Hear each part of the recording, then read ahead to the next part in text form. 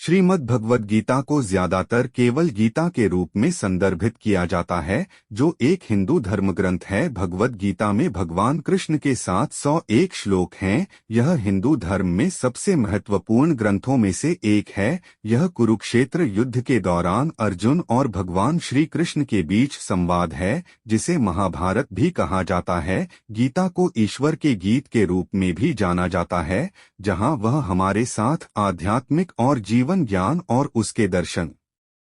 गीता में भगवान श्री कृष्ण ने रणभूमि में अर्जुन को जो ज्ञान दिया था वह गीता में बताया गया है। गीता में कुल 18 अध्याय हैं और उन सभी का अपना अलग अलग महत्व है। आइए जानते हैं गीता के दूसरा अध्याय का महत्व क्या है। भगवत गीता दूसरा अध्याय सांख्य योग।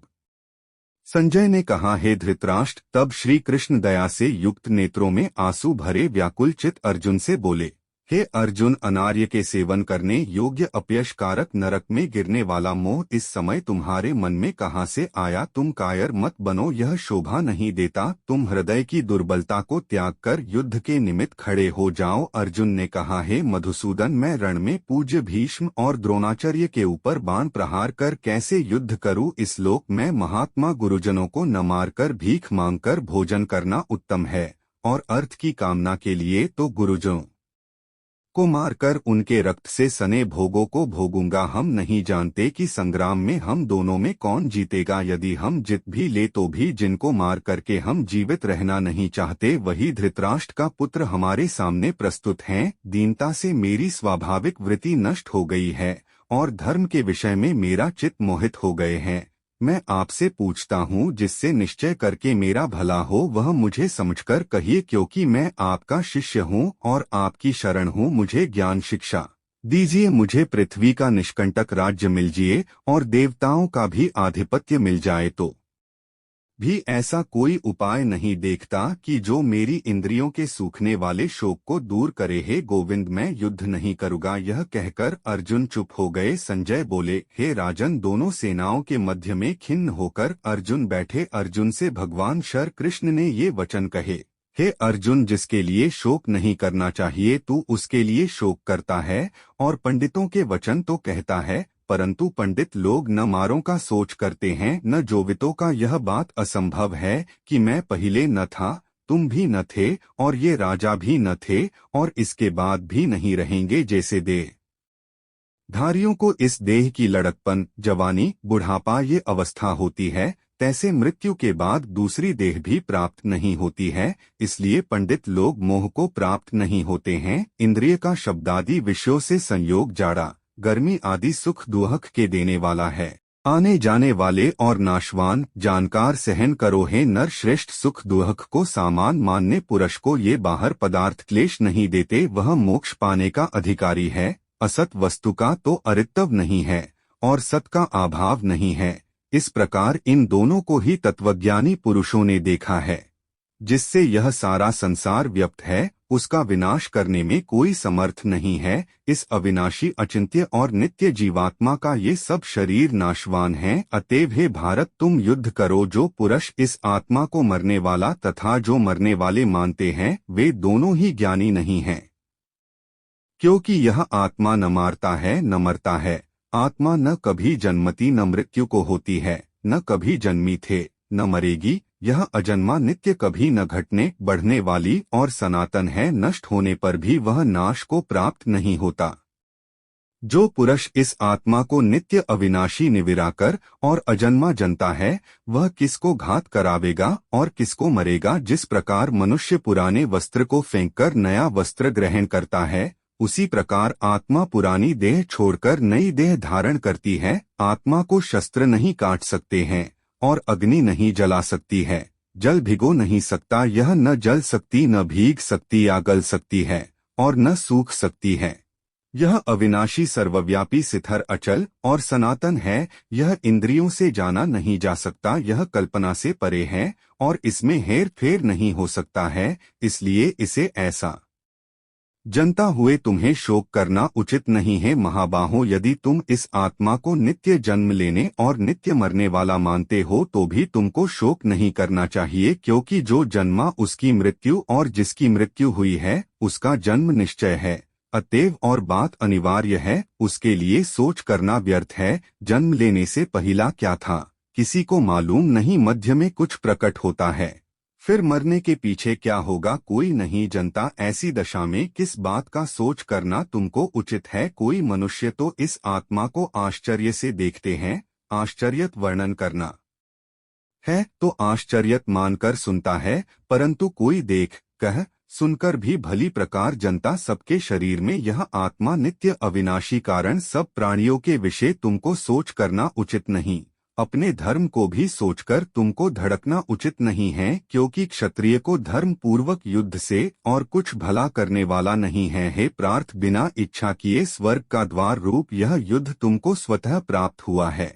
ऐसा सुअवसर भाग्यवान क्षत्रियों को ही मिलता है। यदि तुम अपने धर्म अनुसार इस संग्राम को नकारोगे तो अपना धर्म और बड़ाई खो बैठोगे। सब लोग सदा तुम्हारी अपकीर्ति करेंगे और प्रतिष्ठा वाले पुरुषों के लिए अपयश का होना मृत्यु से भी बढ़कर है। ये महारथी समझेंगे कि अर्जुन डरकर संग्राम से हट गया और अब तक जो लोग तुम्हारा मान करते थे वे अपयश करने लगेंगे। वर्टिकल बार शत्रु लोग तुम्हारे पराक्रम की निंदा करते हुए अनेक प्रकार के दुर्वचन कहेंगे। इससे बढ़कर दुख तुमको क्या होगा। यदि तुम युद्ध में नष्ट हो गए तो स्वर्ग के भागी होंगे और जीतने पर सब पृथ्वी तल पर राज्य करोगे। इसलिए युद्ध के निर्मित दृढ़ प्रतिज्ञा होकर खड़े हो जाओ। सुख दुख लोभ हानि जय पराजय इनको सामान समझकर युद्ध के लिए तैयार हो। ऐसा करने से तुम पाप को प्राप्त नहीं होंगे। हे पार्थ, यह ज्ञान उपदेश ज्ञान योग के विषय में तुझे कहा गया। अब निष्काम कर्मयोग के विषय सुन। जिस ज्ञान को पाकर कर्म बंधन से तेरी मुक्ति होगी। कर्मयोग मार्ग में एक बार प्रारंभ किए कर्म का नाश नहीं होता और विघ्न पड़ने पर भी शुभ फल होता है,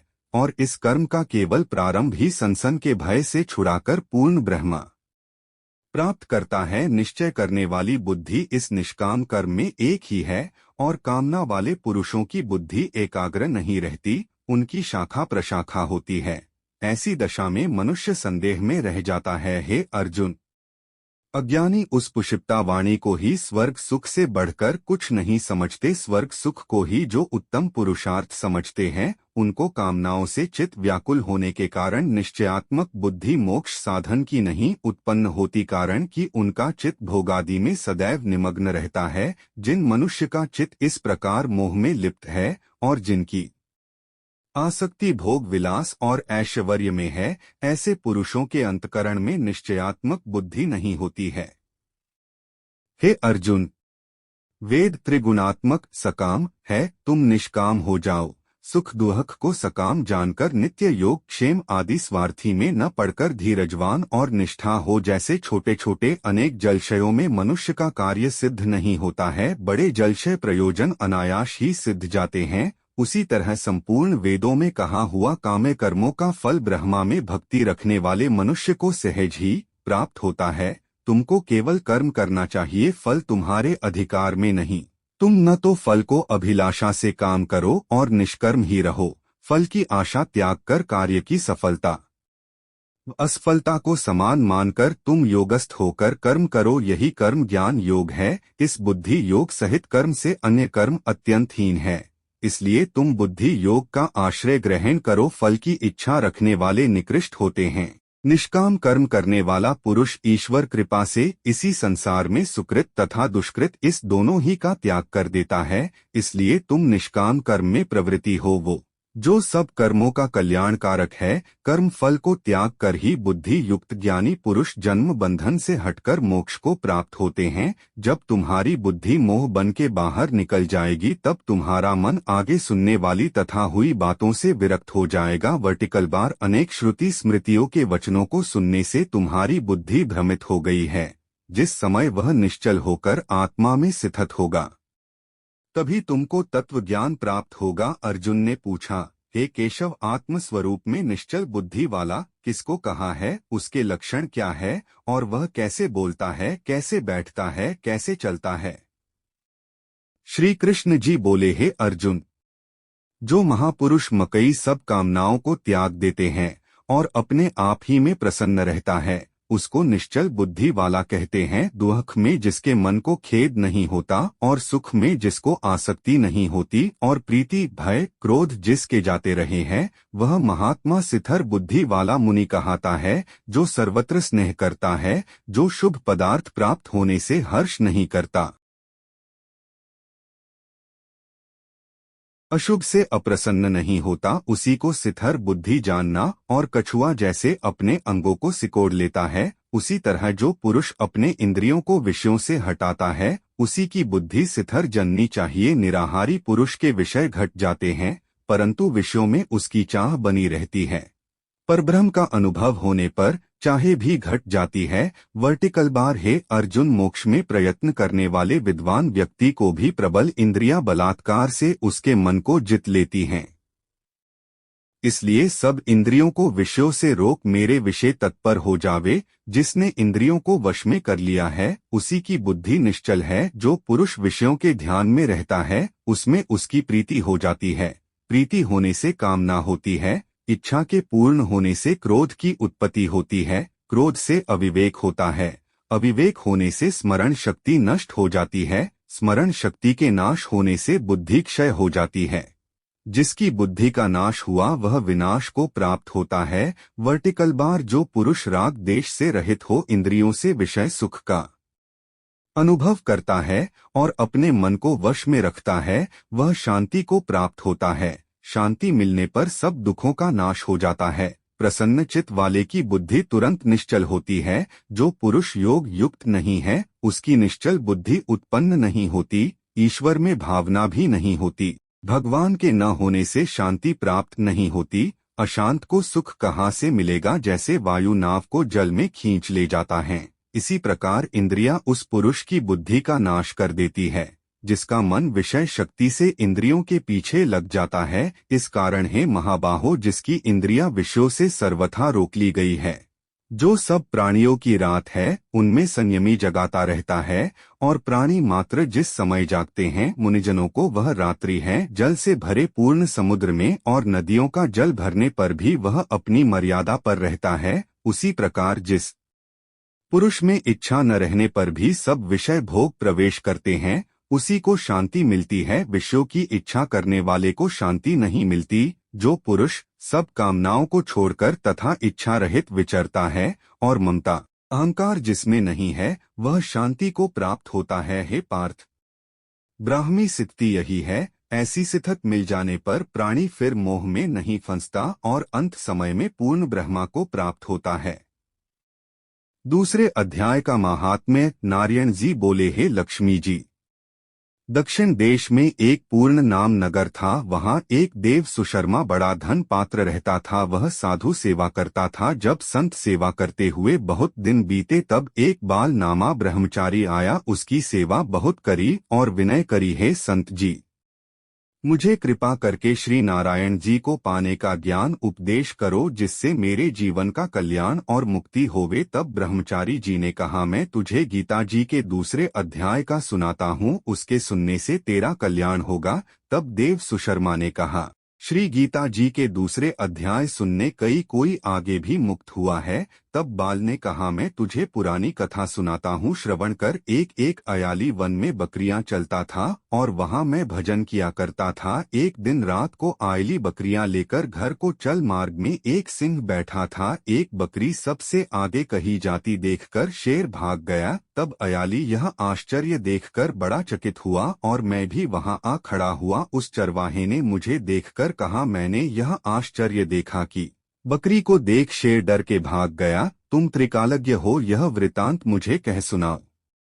संत ने कहा, हे आयली, मैं तुझे पिछली वार्ता सुनाता हूँ। वर्टिकल बार, यह बकरी पिछले जन्म में डायन थी। जब इसका भर्ता मर गया, तब यह बड़े डायन भई। जिस सुंदर लकड़े को देखे उसको खा लेवे। और यह शेर पिछले जन्म में फंदक था। वह पक्षी पकड़ने बाहर गया और डायन भी वन को गई थी। वहाँ डायन ने उस फंदक को खा लिया। अब वही फंदक शेर हुआ और वह डायन बकरी भई। शेर को पिछले जन्म को खबर है, इसलिए बकरी को देखकर शेर ने जाना कि अब भी मुझे खाने आई है। तब आयली ने कहा मैं पिछले जन्म में कौन था? तब संत ने कहा तू पिछले जन्म में चांडाल था। Vertical bar. तब आयली ने कहा हे ब्रह्मचारी जी, कोई उपाय भी है जिसे कर हम तीनों ही इस अधम देह से छूटे? तब संत जी ने कहा हम तुम्हारे तीनों का उद्धार करते हैं। एक वार्ता मेरे से सुनो। प्रथम तो एक पर्वत की कंदरा में एक शिला थी, उस पर श्री गीता जी का दूसरा अध्याय लिखा हुआ था। मैंने उन अक्षरों को उस शिला पर देखा था। अब मैं तुम्हारे को मन, वचन और कर्म करके सुनाता हूँ, तुम श्रवण करो। संत जी ने गीता जी के अक्षर सुनाए। तब उसी समय तत्काल ही आकाश में विमान आए। उन सबों विमानों पर चढ़ाकर बैकुंठ लोक ले गए। अधम देह से छूटकर देव देही पाई और देव सुशर्मा भी गीता ज्ञान को सुनकर मुक्त हुआ। देव देही पाकर बैकुंठ को गया। तब श्री नारायण जी ने कहा हे लक्ष्मी, जो पुरुष श्री गीता जी के ज्ञान को पढ़े सुने वह अवश्य मुक्ति को प्राप्त होता है।